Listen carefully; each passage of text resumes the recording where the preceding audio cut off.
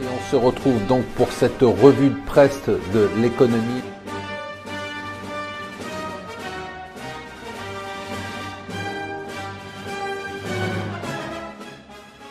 Bonjour et bienvenue sur Mon Financier pour la revue de presse de l'Écho. Nous sommes le mercredi 29 mars et c'est la journée, on va dire, du paradoxe. Aujourd'hui, ça y est, c'est parti, le Brexit c'est now. Elle a signé, Theresa May, la lettre hier, elle va être envoyée aujourd'hui à Donald Tusk. Ça veut dire que s'ouvre, à partir de maintenant, c'est le fameux article 50 qui va être déclenché. À partir de maintenant, on s'ouvre sur 2 ans, 2 ans de négociations, 2 ans d'incertitude, incertitude pour la Grande-Bretagne, incertitude pour l'Union européenne.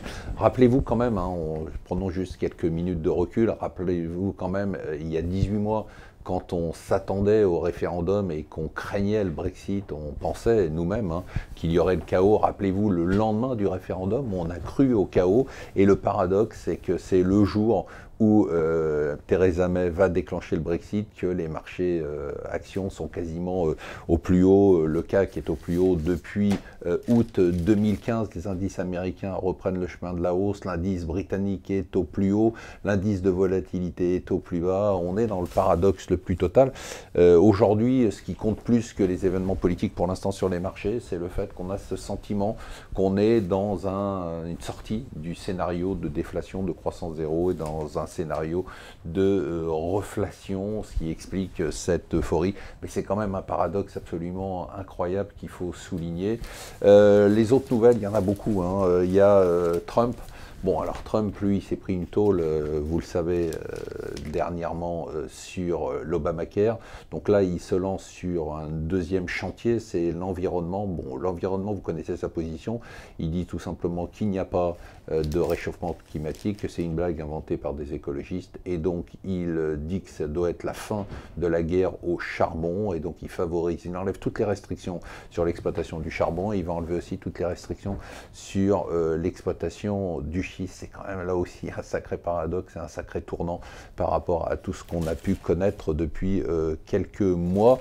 Alors, on a bien évidemment toujours à la une de tous les journaux la campagne électorale avec toujours Marine Le Pen qui fait peur, mais finalement pas tant que ça, parce qu'on s'aperçoit que avec un CAC hier qui est carrément au plus haut et des taux français qui se sont installés en dessous des 1%, finalement on se dit que quand même les marchés aujourd'hui envisagent que cette possibilité n'est plus une possibilité. Par contre, on sait très bien de quel côté le cœur et pour qui le cœur des financiers du Financial Times et des fonds anglo-saxons penche.